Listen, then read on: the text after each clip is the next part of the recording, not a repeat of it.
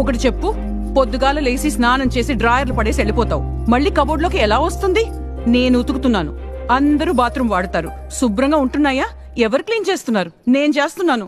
పళ్ళల్లో అందరూ తినేసి ప్లేట్లు పడేసి వెళ్ళిపోతారు. మొత్తం కడిగి నేను నీట్గా పెడుతున్నాను. వంట చేస్తున్నాను, బట్టలు ఉతుకుతున్నాను, గిన్నెలు దోముతున్నాను, ఇల్లు శుభ్రంగా ఉంచుతున్నాను. అయినా ఎవరు నీళ్లు ఎక్కడి నుంచి కేకలేసినా నేనే నీళ్లు తెచ్చి ఇవ్వాలి. మీకేం తక్కువ చేసినా?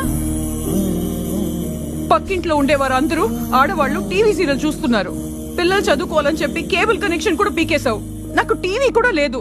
మీరందరూ ఇంటికి ఎప్పుడు వస్తారని కూర్చుని ఎదురు చూస్తుంటాను. మీకంతా అర్థం కాదు. ఏం మాట్లాడుకో. మీరు తినే కూరల్లో ఉప్పు కారం కనిపించదు, కానీ అవి లేకుండా రుచే లేదు. ఇంట్లో ఉన్న మేము కూడా అంతే. అమ్మ పిల్లలు కనిపించరు, కానీ మేము లేకుండా మీకు లైఫే లేదు. రాని అది